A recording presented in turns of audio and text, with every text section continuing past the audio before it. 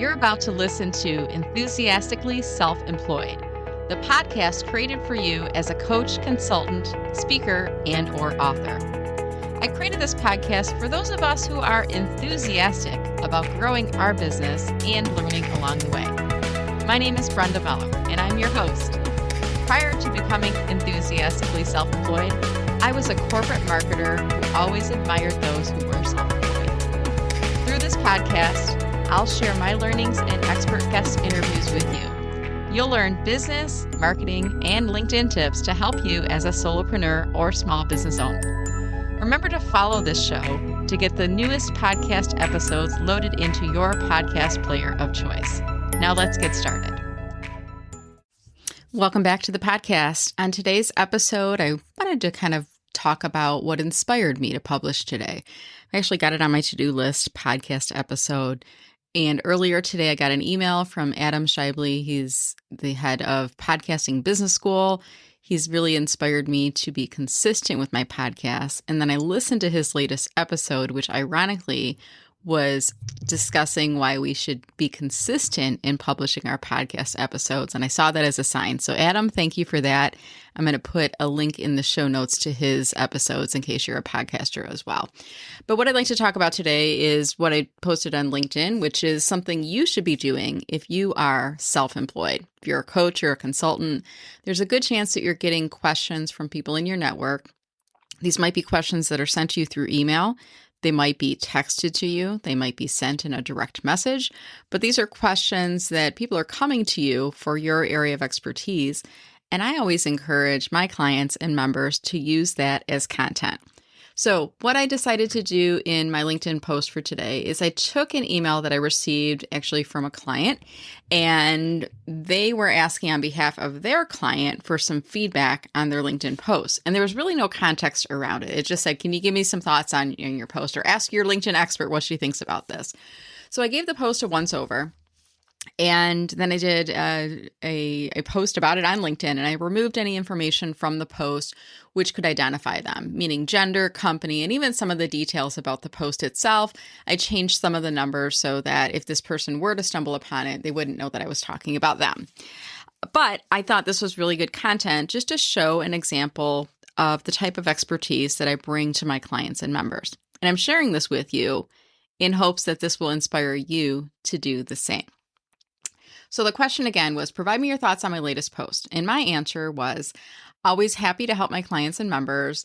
And I said, I'm not sure what type of feedback you're seeking, but here's my expert evaluation of your post and what to do next. And I want to pause on that point for a second, because this person really didn't ask for feedback specifically in any area, meaning what do I do next? Is there anything I should change? You know, he or she didn't really give me any of that information in the context. It was just an email that was forwarded to me. So I'm just kind of putting my expert eye at this, and I'm explaining what I'm seeing in terms of what the person did well. And I'm also explaining perhaps some opportunities for improvement or some quick hit wins that you could do with this as well. So my background is a corporate marketer. I specialize in LinkedIn. I do not work for LinkedIn, the corporation. I work for myself. So I'm not beholden to them in my responses to my questions. I really am just answering from the perspective of myself and to help my clients. So in this case, I said the post generated over 80 reactions and 10 comments. And my guess is based on that, it's that this is one of this person's top performing posts for the year. Now, I did take a quick scroll through their activity feed, and it seemed at least over the past 4 to 6 months, they've been posting sporadically, maybe once or twice a month, in some months, maybe weekly. But there really wasn't a lot of activity in those past posts. They were getting some likes and some comments here and there, but this seemed to be one of the top performers. I said, I can't see your impressions, but typically posts with the high level of reactions, comments also correlate to a high number of impressions. And I said, if I were you, I'd review all 80 reactions for connections or follow-up opportunities. Because come end of the day, we're not just posting to get likes and reactions, we're posting to try to reach our ideal target audience. And one way we can see who those people are is by looking at the reactions. So we can look through that list and we can see people who are first level that maybe we haven't engaged with in a while, that maybe we want to return the favor, look up their posts and add a thoughtful comment or engage with one of their recent posts, or maybe even send them a direct message. But I wouldn't call them out and say, hey, I saw that you liked my post, because that might deter them from doing the same on future posts. But just let them connect the dots if they would like to do so. If not, you don't need to. Just message them, because it seems that they're now warming back up to you for whatever reason. And then I would also look for the people that are second or third level, which means you're not directly connected to them yet. And what I like to do is open profiles in a new tab and look at like 5 profiles at a time. Just give it a quick once over. If the person's profile seems to match your target audience criteria, then invite them to connect. And if you have LinkedIn Premium, add a note, mention things that you have in common or something interesting that you saw in their profile in their invitation. The goal here is to demonstrate that you're a real live person, that you've actually looked at their profile, and this isn't the same invitation that you're sending to everyone. So you're really trying to break out from the clutter and build some dialogue. So there could be potential opportunities for reconnection or new connections in those 80 reactions.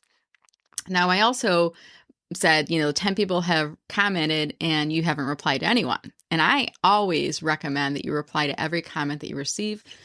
Not only is it good etiquette, but it also helps to push that post out to the homepage feed again to get more reach, to potentially reach more people with likes, reactions, and comments as well. And I always say, if the person was standing next to you and they commented, whatever they commented, they said to you, you wouldn't just turn and walk away. You would turn back to them and you would acknowledge it, right? Patting them on the head is kind of like giving it a like, but instead you'd probably, as a human being, you would say something back to them. Thanks for that. I appreciate you saying that. You would say something to them. Okay. Now, the other thing I noticed about this person's post is, in a quick once over, it appeared conversational. It appeared that this was this person's voice and it wasn't AI written. Now, that's a good thing. Now, it could have been AI written and they really just polished it up and it sounded like a human voice, and that's fine too. What I don't like is when I see a post and it clearly looks like it's written by AI, and it's not always the M dash that throws me. There's other things in the language that just feel robotic and stilted is the best way I can explain it. Now, in this particular instance, it didn't feel that way. It felt very conversational, almost like I could feel that person's voice coming through.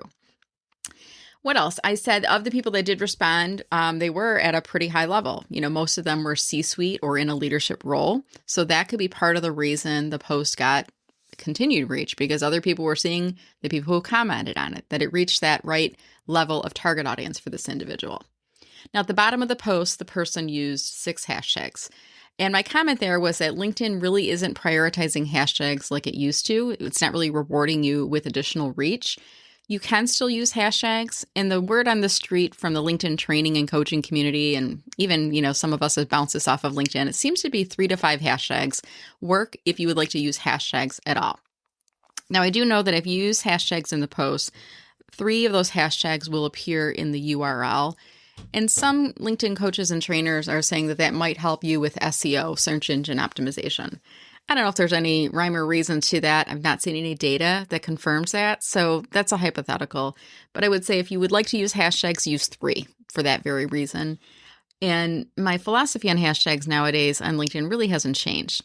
For the most part, the biggest question I get about hashtags from my clients and members, it's what's a hashtag?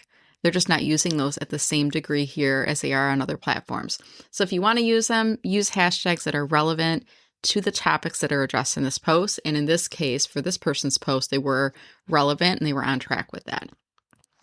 And I ended that off just saying, hoping this helps to give you some additional insights. If you have any questions about the feedback or if you'd like any additional clarification, let me know in comments. Now I'm speaking back to my LinkedIn audience again. So again, this is a really great way of taking a question from someone in your community. It could be a potential client, it could be a current client or member, and repurposing it. And it's a really great way of demonstrating your expertise when you do so. Okay. All right. So that's it. Short and sweet for today's podcast episode. I hope that you found this helpful. And I will remind you, if you do have any LinkedIn questions, you can email me at brenda@mellermarketing.com. And there's a good chance that your question might appear in a future podcast episode as well. Until later, look forward to seeing you on LinkedIn. Thanks for watching the show. Hey, if you're looking to learn more about marketing techniques to help to shape your business, whether you're self employed or maybe you're a small business owner and just need to brush up on some different areas of marketing, I'm here to help you. I come from a corporate marketing background and I'm always weaving in really great marketing techniques into my business, and I like to teach those techniques to you. Join Marketing with Meller by going to mellermarketing.com/join. You can join for just $67 per month. What are you waiting for? Join today. mellermarketing.com/join.